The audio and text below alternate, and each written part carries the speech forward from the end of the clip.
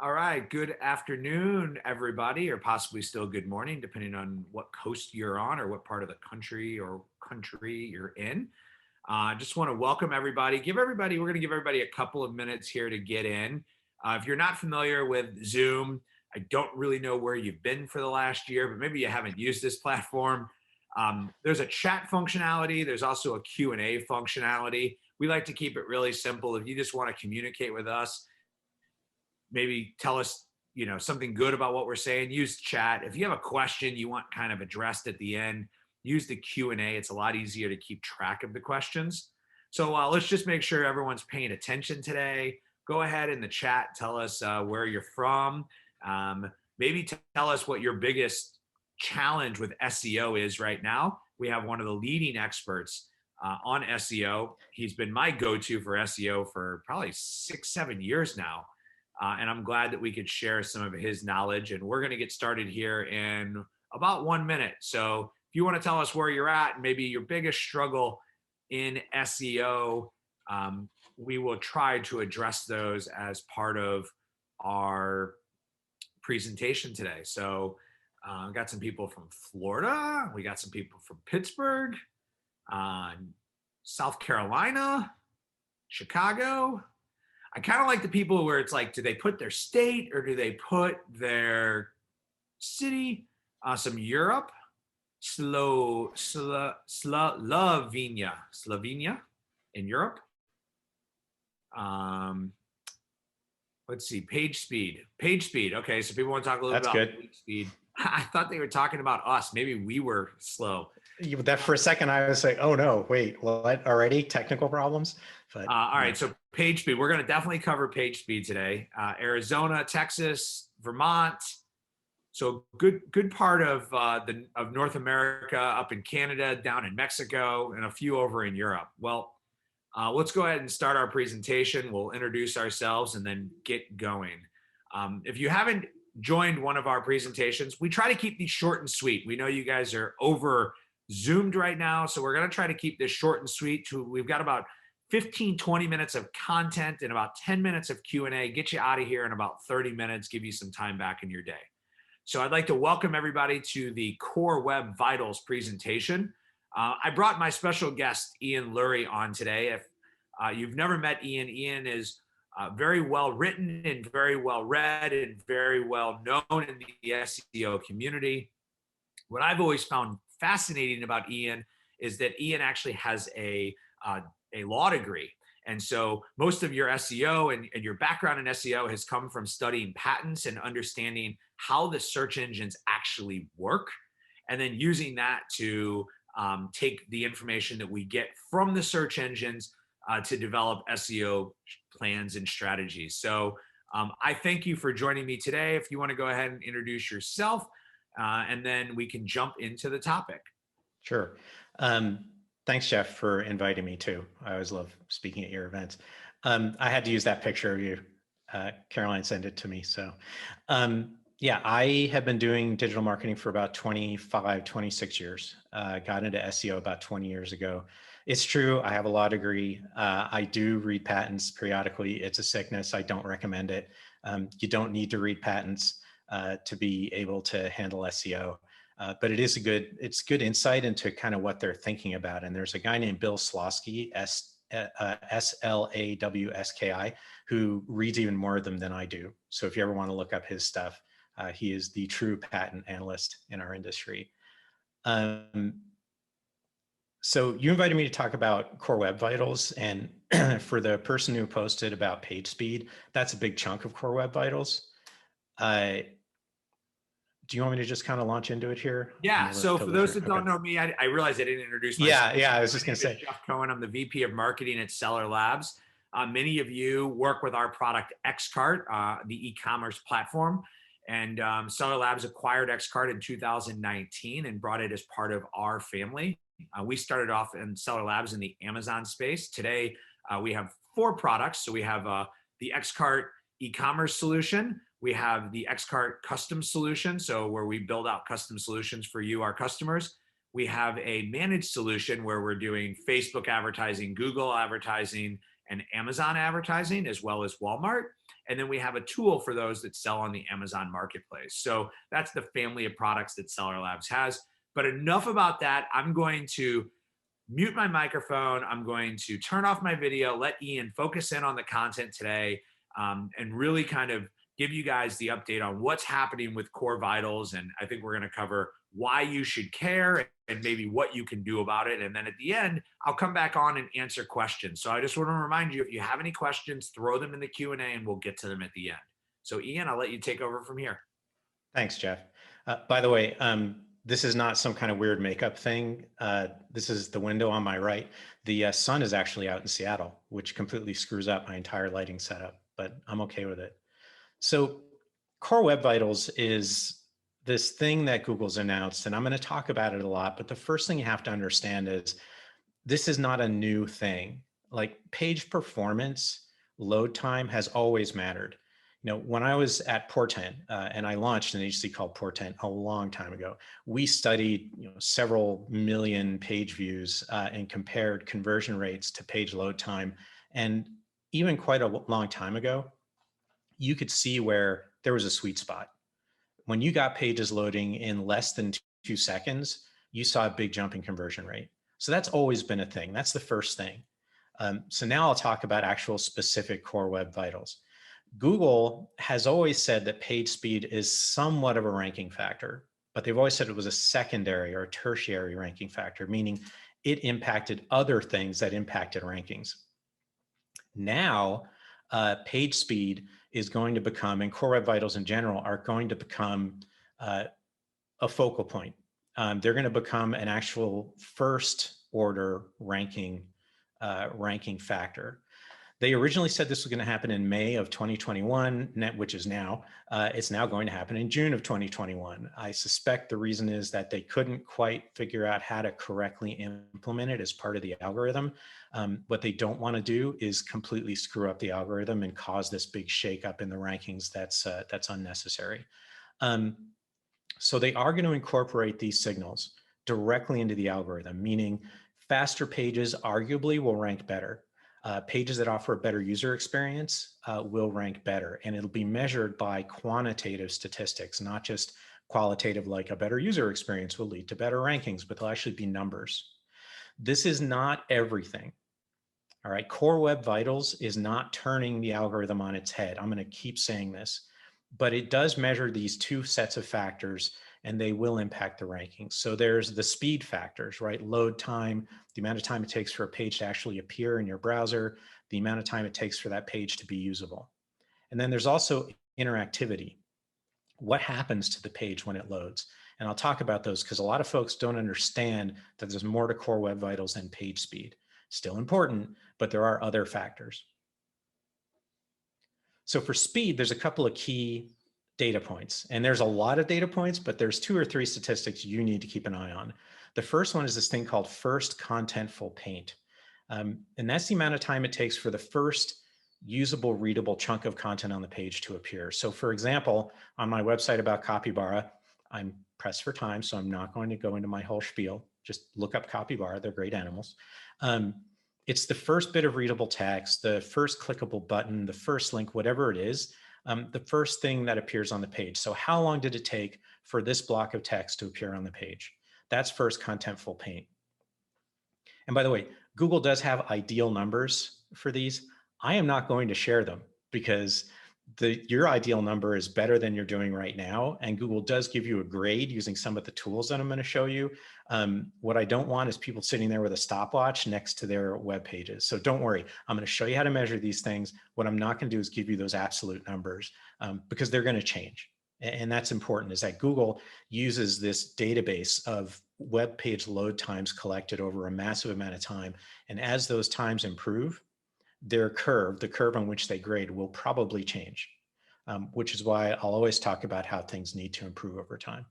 Hey, I'm jumping back in. Your slides are not advancing. We're still seeing the main slide of you and I, so might want to reshare. Yeah, let me try. This is a new lovely thing with Zoom. Okay, can you see the Capybara slide? Hold on, it's saying that you're starting to share from Dropbox. Okay, I can why don't I keep going? There's Yeah. nothing I've talked about so far that really requires slides. So I'll keep chattering away, and I'll tell you what slide I'm on once you've got everything. Okay, go ahead. Everything up and running. So first contentful paint is the first appearance of any chunk of content on the page. So the first paragraph of text that appears, the first visible paragraph of text. So in case you're thinking you're going to get cute and show like 2 words that match the background color to improve your first contentful paint, that won't work.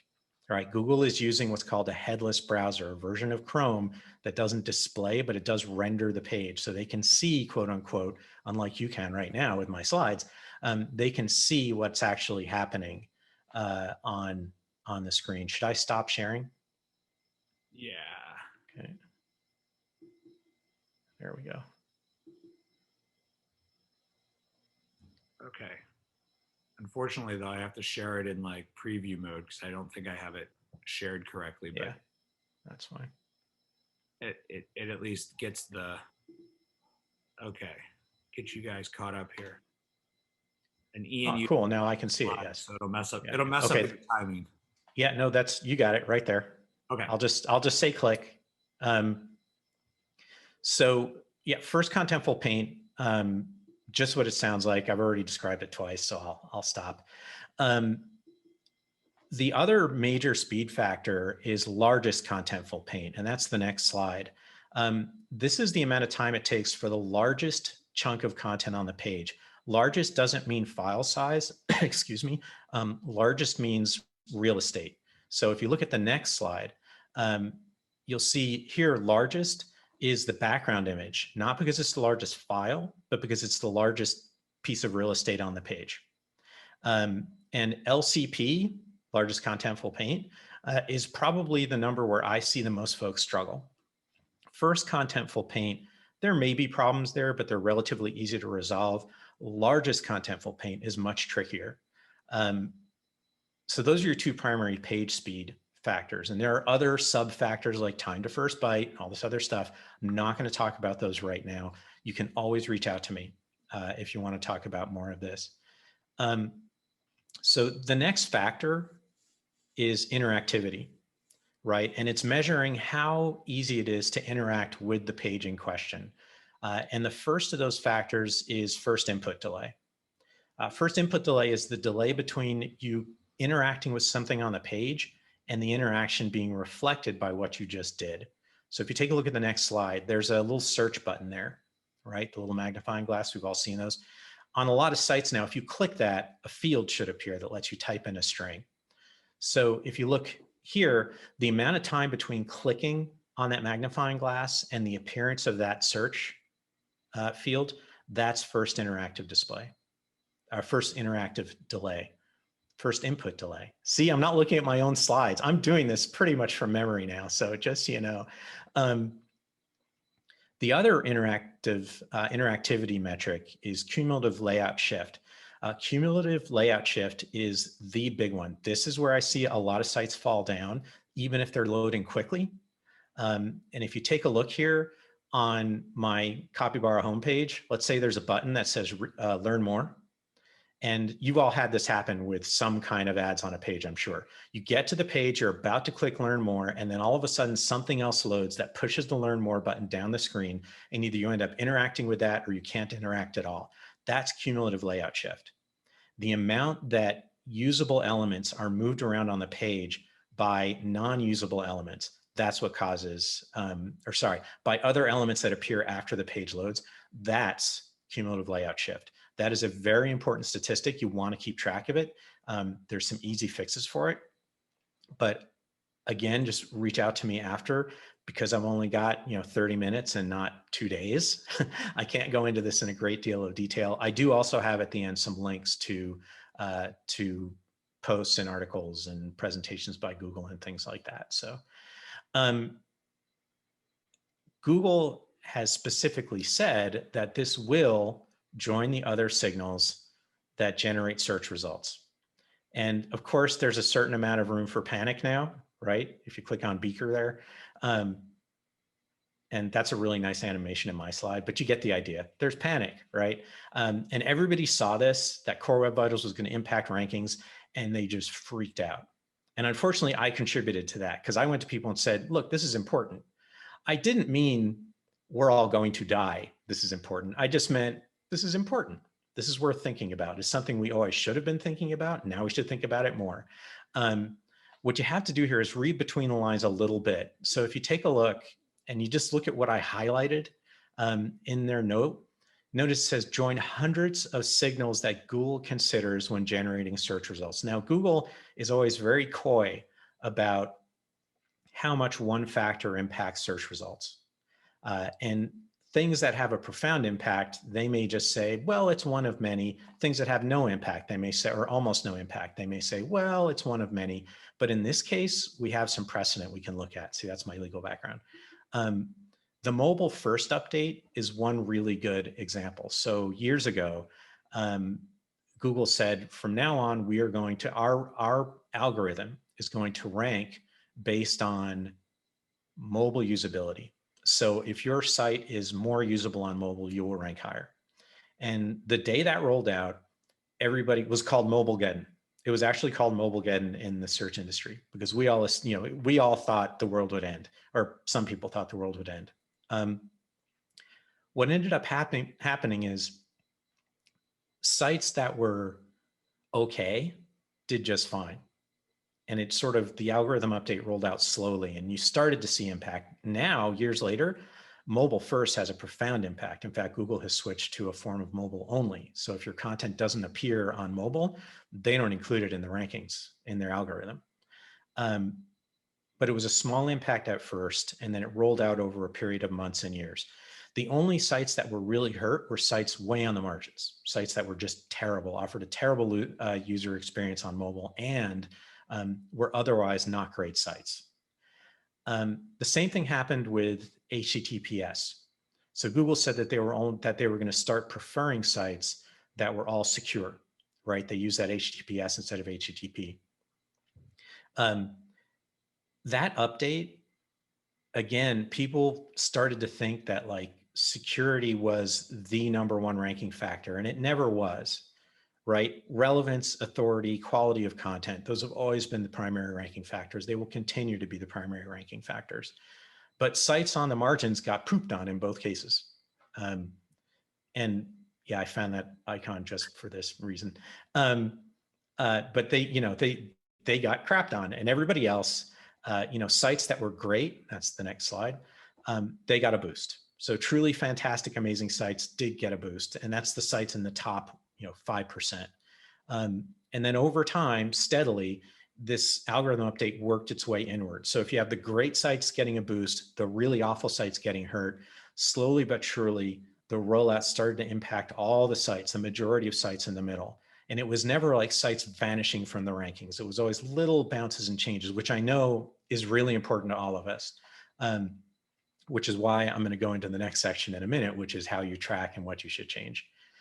But if you look at the history of the algorithm, it will always be content, technical SEO, crawl visibility, Google's ability to find everything, authority, which is still links, and then, other factors like Core Web Vitals. I don't really think it'll ever be #4. Maybe it will. Maybe it'll be #1 someday. I don't know. This is not how it's going to be right now. What I'm just saying is there's these 3 primary things, right? Visibility, relevance, authority, content, crawlability, authority. Those are the things that impact your rankings right now. Core Web Vitals will adjust those, but Core Web Vitals in and of themselves are not going to make or break your rankings. So the thing you have to do is get off those margins, right? If you have a site that really struggles now, you're going to struggle more. If your site is really poor, if it's very, very slow, and I'll show you how I can measure that in a minute, it's going to hurt you. Or if nothing else, other sites will get a boost and you won't. So if there's, that top 5% in your industry, and right now you outrank them because you have more links or something, or you have more authority, never mind more links, but better quality links, and you're almost in a tie with them, like Google's trying to decide, it's almost a coin toss to decide who's going to rank higher. When Core Web Vitals comes out and becomes part of the algorithm, that's where you're going to get hit, right? Because it's a tiebreaker. It's still an important part of the algorithm. It's just not the most important. So some tools I've been talking about, if you're slow, right? When you're slow. The best one you can use is Google Search Console. And this generates a report based on, remember I talked about that huge database of search data that Google has, or of performance data that Google has. They collect data based on Chrome user sessions. And yes, that's creepy. Anonymous data on how fast pages perform. And then they grade on a curve. So if you look at the next, actually you're on the right slide, sorry. If you take a look, if you go into Google Search Console, and by the way, if you don't have Google Search Console set up, you need to set it up. You must set it up, all right? It's becoming more important, more and more important for people who are trying to optimize for rankings on Google. Now you have to have it. When you do, you'll start getting this report showing how you measure up to all the other sites out there and how well your site performs overall. So it looks at all of your pages, your whole site, and it'll say how many URLs perform well, need improvement, or are poor. So if you look at the next slide, which you're actually on, this is just showing, how well a page performs. I will admit this is cheating. This is my site, and my site is very simple, so it's easy to get a pretty good performance score. The next one actually shows a client's e-commerce site, and no, I won't share who it is. Notice they are doing extremely poorly. This is not unusual. If you see this, don't freak out. I see a lot of sites that are performing poorly. However, this is a moment when you say, oh, I got to do something, all right? Because this means you do need to take action. At that point, you can start looking at individual pages. And there's a tool called Page Speed Insights, where you can literally just, and you can just Google this, by the way, it's probably the easiest way to find it. Go to Page Speed Insights, type in a URL, let it run its test, and then make sure you look at the mobile tab, not the desktop tab. And you'll see recommendations for that specific page. And you'll also see, remember all those metrics I talked about, first contentful paint, largest contentful paint, cumulative layout shift, those are the big ones. You can see the data based on those individual metrics. And it will then give you recommendations. It'll say, compress your images. It'll say, remove these blocking resources on your page. That's where you start. That's how you start troubleshooting. If you are not a pretty nerdy web nerd, some of this will be very difficult. Some of it won't be. And whether it makes sense for you to invest the effort depends on how close you are to good. And so people have been pressing Google saying, look, what's good? You're not telling us. Like, what is going to hurt? At what point will our rankings be hurt? At what point will our rankings be helped? If you click on the next slide, so this Google engineer named John Mueller, who's always out there sharing information about the algorithm, drew this really funny little hand-drawn graph, but it turns out it's actually pretty accurate, showing if you are in the poor category, it's probably going to hurt you, or at least not give you a boost. As you move through needs improvement and your site gets faster and faster, and this is just showing largest contentful paint. So let's say as you go from poor to needs improvement and move towards good, you'll start to see a boost. When you get to good, it's diminishing returns. So going from good to perfect will get you a little bit, right? If you're competing with lots of other pages that are also good, but the most important thing is getting off the margins, not being in that poor category, and then consistently improving. So how do you improve? Well, there's a couple of simple things. The simplest one is image compression. I'm assuming most of you are running e-commerce sites of some kind. Image compression remains the single biggest opportunity I see on all the sites that I work on. Right now, I've got maybe 8 clients, and for all of them, I'm working with them on image compression. You can use this application. It's a Google application. It's online. It's totally free, called Squoosh. Squoosh is a great app for compressing images one at a time. It's the best image compression tool I've actually found out there. So by the way, if anyone wants to buy me this bicycle, free consulting for the rest of your life. Before you agree, go look at the price tag on this bicycle. Notice here in Squoosh that I took an image that was 1.6 megabytes and compressed it to 210 kilobytes, right? And that was this is a huge image. This is like a full page image, a full screen image. With smaller product thumbnails and images, you can usually get, if you haven't done any compression, you can get a 90% improvement. And that's the single biggest problem, right? It's just the overall page payload. So if you can use Squoosh, you should use it. If you have lots of images, either use a bulk compression tool like WebOptim, or you can use a CDN. And a CDN, and that's the next, yeah, there we go. Something like Cloudflare or Amazon CloudFront, KeyCDN, Fastly, there's a ton of them out there. They offer a whole bunch of different things that speed up your site. First thing they do is they spread your content out around the world to different servers, so that basically different servers that distribute the information from geographically closer points to the person browsing the internet. That improves speed slightly. But then CDNs also do a lot of other things. Cloudflare, which is the one I use most, and I am not paid by them or anything, I use them a lot.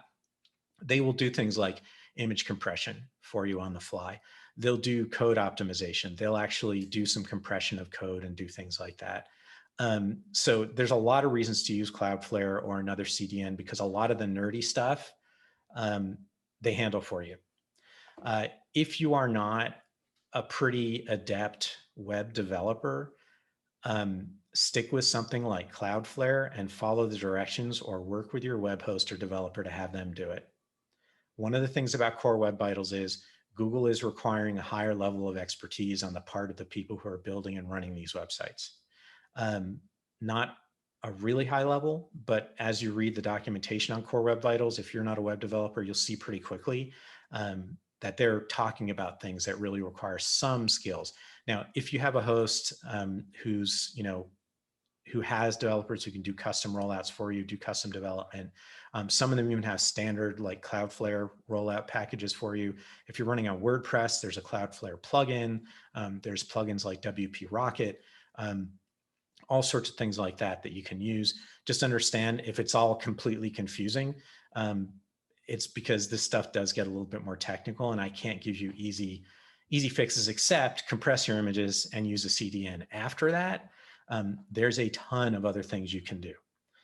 These are just 3 examples. So removing blocking scripts, improving rendering, checking how long scripts take to execute. Like I said, there actually is, I do multiple day trainings on Core Web Vitals and speed improvement. Chances are, though, you're going to have 1 or 2 things that will lead to big improvement, and one of them will almost certainly be image compression. So I just spent a whole bunch of time diving into the nerdy details of this, but the important thing to realize is performance has always mattered. Okay, this is not new, and you probably should be working on page speed anyway. And if you're struggling with it, I totally get it, but you should think about actually setting resources aside to improve the speed of your pages. And I say that as the SEO who might actually lose some of those resources. It's still worth doing. Just don't panic, okay? Just look to improve steadily. Like I said, when this all rolls out, there's not going to be some kind of rankings catastrophe. Even if your site is very poor and you're on the margins, just focus on improving things as steadily and carefully as you can. Don't break other things. Don't stop doing other things in favor of Core Web Vitals improvements. Keep doing your SEO. Just look at how you can set some resources aside and focus at least a little on steady improvement of your Web Vitals scores. So Google has, John Mueller, who I mentioned before, has a great video about sort of an overview of SEO and Core Web Vitals. Now, this is from Google's point of view. Let's keep that in mind. They don't always love SEO, but he gives a very good explanation of Core Web Vitals, what they mean, and then he talks about some other resources. And then a colleague of mine, Jamie Indigo, has a great article that she wrote about Core Web Vitals. It's a little bit nerdy, but she's a really good writer. She's really good at boiling stuff down. So you want to take a look at that as well. Any questions? Thank you, Jeff, for being my remote. Thank you. Sorry about the technical difficulty again for everybody out there. Luckily, I've done a few presentations with Ian before, so I kind of know how you roll. And I think I did a pretty good job. Yes, that was awesome. That was awesome. So I got one question. on from how will Google Map locations be affected by the update? And is there anything that you need to do leading up to the change? Google Map location. So I'm assuming you mean local, I would like assume how's this Google. going to impact local, like of your sites, you know? Yeah. Google has not said. I would assume that it will have the same impacts that other factors have on local. So, your ability to rank in the local pack is impacted by your title tag and on-page factors. And I'm sure a faster site will get a little bit of a boost in the local rankings, but Google hasn't said anything. Okay. Some people ask some technical questions about how Xcart impact compresses your images.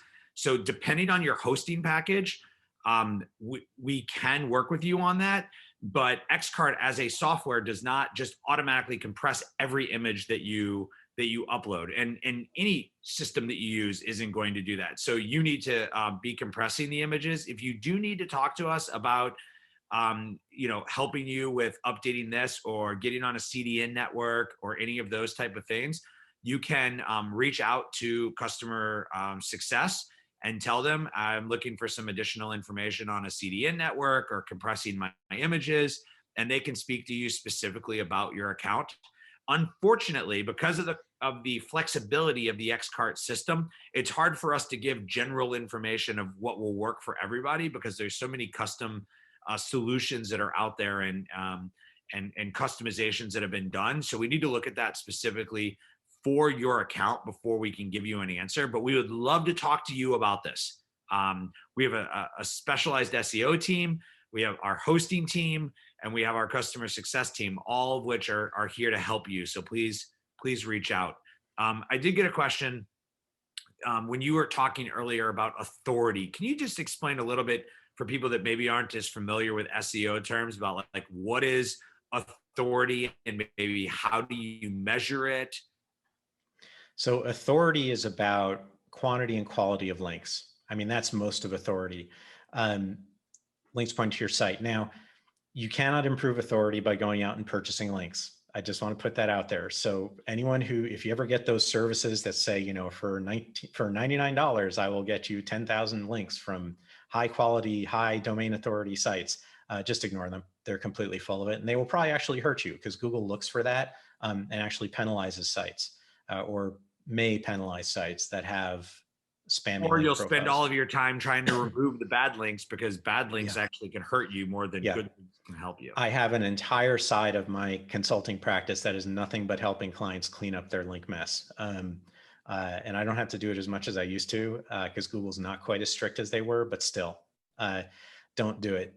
Its authority is about, again, quality and quantity of links.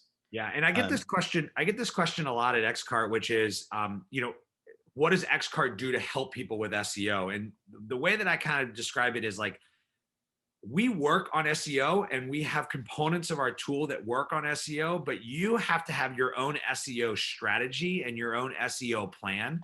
Our tool is not built to be an SEO based tool. And so you have to either work with somebody like us who can do a more technical type of analysis, or work with somebody like Ian that can help you put together a linking strategy, a content strategy, an authority strategy to help you build your SEO presence.